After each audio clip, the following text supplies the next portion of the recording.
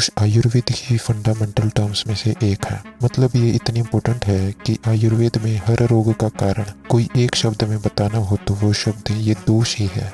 लेकिन इसकी इतनी अहमियत के बावजूद आयुर्वेद की संहिताओं में इसकी कोई डिटेल्ड डेफिनेशन या व्याख्या कहीं पर भी है ही नहीं। और ये सिर्फ बस इसके साथ नहीं बल्कि और भी कई सारी फंडामेंटल टर्म्स के साथ है। एग्जाम्पल के लिए अग्नि। अब इसका एग्जैक्ट रीजन तो रिसर्च में मिला नहीं, लेकिन फिर भी देना ही हो तो शायद इन दोष अग्नि जैसी टर्म्स को डिटेल में डिस्कस करना आयुर्वेद शास्त्र का टॉपिक नहीं है। इनकी चर्चा किसी दूसरे शास्त्र में ऋषियों ने की होगी। लेकिन अब इसका ये मतलब नहीं है कि इन दोष जैसे शब्दों को हम आयुर्वेद के थ्रू समझ नहीं सकते। इनकी व्याख्या अगर दी नहीं गई है तो हम उसे क्रिएट कर सकते हैं एक युक्ति यानी स्ट्रेटजी के जरिए। इस स्ट्रेटजी में हम उस टर्म के बारे में जितने भी कैरेक्टरिस्टिक्स आयुर्वेद में दिए गए हैं उन सबको एक जगह इकट्ठा करते हैं और हमारी व्याख्या तैयार हो जाती है। प्रोफेशनली इस स्ट्रेटजी या युक्ति को योग तंत्र युक्ति कहते हैं। लेकिन शुरू करने से पहले एक डिस्क्लेमर। दोष का कॉन्सेप्ट क्या है, इस टॉपिक पर प्रोफेशनली घंटों घंटों चर्चा चलती है। और अगर तुम एज अ व्यूअर आयुर्वेद का ज्यादा नॉलेज नहीं रखते, अभी इस क्षेत्र में नए हो, तो इस संक्षिप्त चर्चा में अपना दिमाग लगाकर चीजों को खींच कर समझने की कोशिश मत करना, क्योंकि फिर तुम्हारा ब्रेन इन पॉइंट्स के साथ उलझेगा जिसके चलते बातें नॉनसेंस और इलॉजिकल लगने लगेंगी। यदि टाइम के साथ साथ तुम आयुर्वेद का कंटेंट कंज्यूम करते जाओगे तो तुम्हें खुद ही समझ आने लगेगा। और जिनको उस घंटों घंटों वाली चर्चा में पार्टिसिपेट करना ही है तो इस वीडियो में सारे रेफरेंसेस और डिस्क्रिप्शन में लेक्चर्स के लिंक्स उपस्थित हैं। अब योग तंत्र युक्ति से हम दोष की व्याख्या बनाना शुरू करें तो इसका संहिताओं में एक गुण या लक्षण मिलता है कि दोष प्राकृत अवस्था में शरीर के निर्माण और धारण का कार्य करते हैं। प्राकृत अवस्था में मतलब अपनी नेचुरल स्टेट में, जो कि 3 तरह से होनी चाहिए: द्रव्यता, गुणता, कर्मता, यानी क्वांटिटेटिवली, क्वालिटेटिवली एंड फंक्शनली। शरीर के निर्माण से मतलब है कि फर्टिलाइजेशन के टाइम पर भी ये दोष ही हैं जो एक नए शरीर का निर्माण करते हैं। हालांकि ये काम माता पिता के शुक्र और शोणी के माध्यम से होता है। आयुर्वेद में शुक्र और शोणी क्या है, इनको अभी के लिए छोड़ दो। धारण का मतलब पहनना, तो दोष वो घटक यानी कंपोनेंट्स जिनसे शरीर बना है।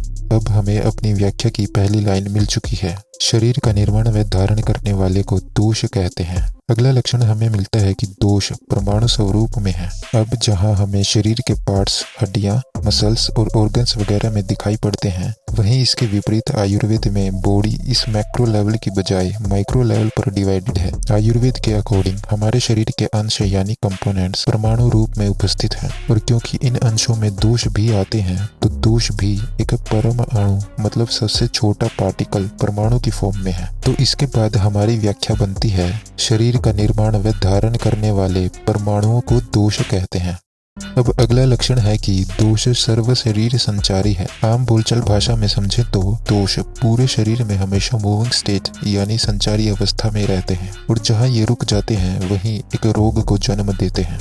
वैसे इस रुकावट का एक मुख्य कारण अपनी नेचुरल स्टेट से बाहर गए हुए यानी विकृत दोष रहते हैं। प्राकृत दोष भी अगर इस रुकावट के कारण वहां रुक जाते हैं तो वो भी बीमारी करने में अपना योगदान देते हैं। तो मतलब दोष प्राकृत और विकृत दोनों अवस्थाओं में पूरे शरीर में संचार या गति करते रहते हैं और रुकने पर व्याधि करते हैं। व्याधि रोग शब्द का ही प्रोफेशनल संस्कृत वर्जन है। तो अब हमारी व्याख्या बनती है, विकृत होकर व्याधि और प्राकृत अवस्था में शरीर का निर्माण व धारण करने वाले गतिमान परमाणुओं को दोष कहते हैं। अब ज्यादा दिमाग मत लगाना कि अभी पीछे बताया कि प्राकृत दोष भी व्याधि करते हैं, लेकिन यहाँ बस विकृत दोष लिखा है। इसके अलावा बस गतिमान परमाणु को दोष लिखा है।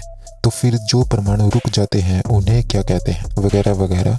तो हाँ, जैसे कि पहले बताया था, प्राकृत दोष भी व्याधि करते हैं और रुके हुए परमाणु भी दोष हैं। इस दोष की व्याख्या में हम बस इसके जनरल पॉइंट्स को लिख रहे हैं, ना कि हर एक सिचुएशन को।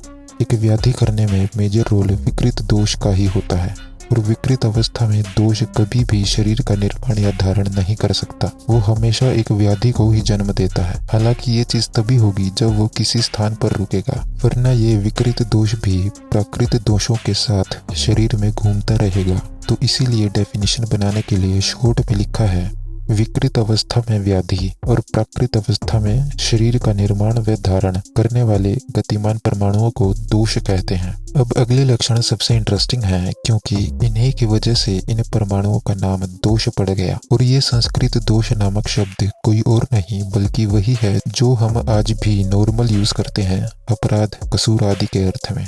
इनमें एक लक्षण है कि हेतु सेवन करने पर, यहाँ हेतु मतलब है एक बीमारी को करने वाले कारणों से, जो कि हो सकते हैं गलत डाइट, लाइफस्टाइल या और भी कुछ चीजें। तो हेतु सेवन करने पर हमारे शरीर के सारे घटकों यानी कंपोनेंट्स में से सबसे पहले ये दोष नामक परमाणु ही विकृत होते हैं, यानी अपनी नेचुरल स्टेट से इम्बैलेंस, अननेचुरल स्टेट में चले जाते हैं। और इससे अगला लक्षण, जो कि इसी का आगे विस्तार है, कि ये विकृत या बिगड़े हुए दोष फिर दूसरे शरीर के घटकों को विकृत करते हैं, और जिन्हें ये विकृत करते हैं वो फिर दूष्य कहलाते हैं। तो मतलब शरीर में सबसे पहले खुद दूषित होते हैं, फिर दूसरों को दूषित करते हैं। अब तुम्हें इसका नाम ये क्यों समझ आ गया होगा। इसी चीज को संस्कृत में कहते हैं दुष्यंती इति दोषः, लेकिन अक्सर इस लाइन को ही दोष की व्याख्या समझ ली जाती है।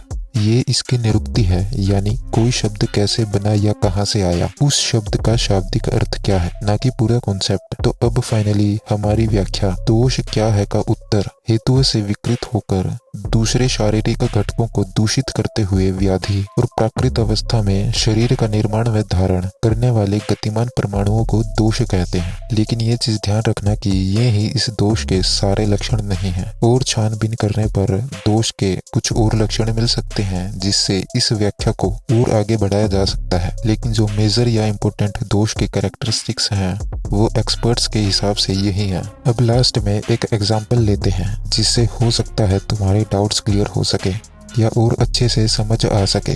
जैसे किसी भी प्रोडक्ट को बनने के लिए एक उसका रॉ मटेरियल होता है, फिर कुछ प्रोसेसिंग के बाद वो ट्रांसफॉर्म होकर फाइनल मटेरियल में कन्वर्ट हो जाता है। कुछ वैसा ही केस यहाँ भी है। अगर शरीर के हर एक पार्टिकल या अणु को हम फाइनल प्रोडक्ट माने तो ये रॉ मटेरियल है दोष नामक परमाणु, जो कि 3 तरह के हैं, वात, पित्त और श्लेष्मा। और ये प्रोसेसिंग है अग्नि, जो इस रॉ मटेरियल को फाइनल में कन्वर्ट करती है।